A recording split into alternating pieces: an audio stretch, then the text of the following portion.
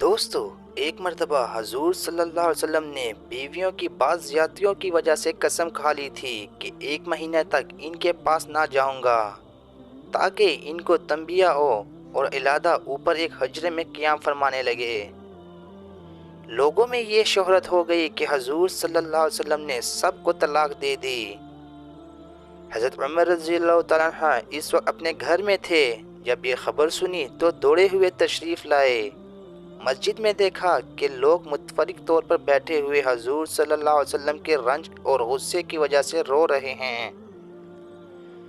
بیویاں بھی سب اپنے اپنے گھروں میں رو رہی ہیں۔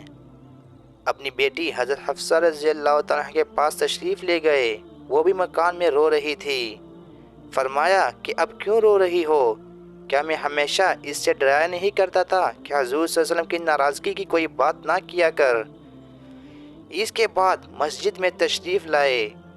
وہاں ایک جماعت منبر کے پاس بیٹھی رو رہی تھی۔ تھوڑی دیر وہاں بیٹھے رہے مگر شدت رنج سے بیٹھا نہ گیا تو حضور صلی اللہ علیہ وسلم جس جگہ تشریف فرما تھے اس کے قریب تشریف لے گئے اور حضرت رباح جو ایک غلام تھے ان کے ذریعے سے جو دوبارہ کے زینہ پر پاؤں لٹکائے بیٹھے تھے اندر حاضری کی اجازت چاہی۔ انہوں نے حاضر خدمت ہو کر حضرت عمر رضی اللہ تعالیٰ عنہ کے لیے اجازت مانگی مگر حضور صلی اللہ علیہ وسلم نے سکوت فرمایا، کوئی جواب نہ دیا۔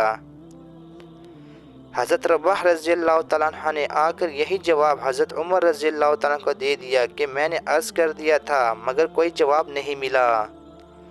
حضرت عمر رضی اللہ تعالیٰ عنہ مایوس ہو کر منبر کے پاس آ بیٹھے مگر بیٹھا نہ گیا۔ تو پھر تھوڑی دیر بعد حاضر ہو کر حضرت رباح کے ذریعے سے دوبارہ اجازت چاہی۔ اسی طرح 3 مرتبہ پیش آیا کہ یہ بے تابی سے غلام کے ذریعے اجازت حاضری کی مانگتے، ادھر سے جواب میں خاموشی ہی ہوتی۔ تیسری مرتبہ جب لوٹنے لگے تو حضرت رباح نے آواز دی اور کہا کہ تمہیں حاضری کی اجازت ہو گئی۔ حضرت عمر رضی اللہ تعالیٰ عنہ حاضر خدمت ہوئے تو دیکھا کہ حضور اقدس صلی اللہ علیہ وسلم ایک بوریے پر لیٹے ہوئے ہیں جس پر کوئی چیز بچھی ہوئی نہیں ہے۔ اس وجہ سے جسم اطہر پر بوریے کے نشان بھی ابھرے آئے ہیں۔ خوبصورت بدن پر نشانات صاف نظر آیا ہی کرتے ہیں اور سرہانے میں ایک چمڑے کا تکیہ ہے جس میں کھجور کی چھال بھری ہوئی تھی۔ میں نے حضور صلی اللہ علیہ وسلم کو سلام کیا اور سب سے اول تو یہ پوچھا کہ آپ صلی اللہ علیہ وسلم نے بیویوں کو طلاق دے دی؟ آپ صلی اللہ علیہ وسلم نے فرمایا نہیں۔ اس کے بعد میں نے دل بستگی کے طور پر حضور سے عرض کیا، یا رسول اللہ، ہم قریشی لوگ عورتوں پر غالب رہتے ہیں مگر جب مدینہ آئے تو دیکھا کہ انصار کی عورتیں مردوں پر غالب ہیں۔ ان کو دیکھ کر قریش کی عورتیں بھی اس سے متاثر ہو گئی۔ اس کے بعد میں نے ایک آدھ بات اور کی جس سے نبی اکرم صلی اللہ علیہ وسلم چہرے انور پر تبسم کے آثار ظاہر ہوئے۔ میں نے دیکھا کہ گھر کا کل سامان یہ تھا: 3 چمڑے بغیر دباغت دیے ہوئے، ایک مٹھی جو ایک کونے میں پڑی ہوئی تھی۔ میں نے ادھر ادھر نظر دوڑا کر دیکھا تو اس کے سوا کچھ نہ ملا۔ میں دیکھ کر رو دیا۔ حضور صلی اللہ علیہ وسلم نے فرمایا کہ کیوں رو رہے ہو؟ میں نے عرض کیا، یا رسول اللہ، کیوں نہ روؤں کہ یہ بوریے کی نشانات آپ کے بدن مبارک پر پڑ رہے ہیں اور گھر کی کل کائنات یہ ہے جو میرے سامنے ہیں۔ پھر میں نے عرض کیا کہ یا رسول اللہ، دعا کیجئے کہ آپ کی امت پر بھی وصیت ہو۔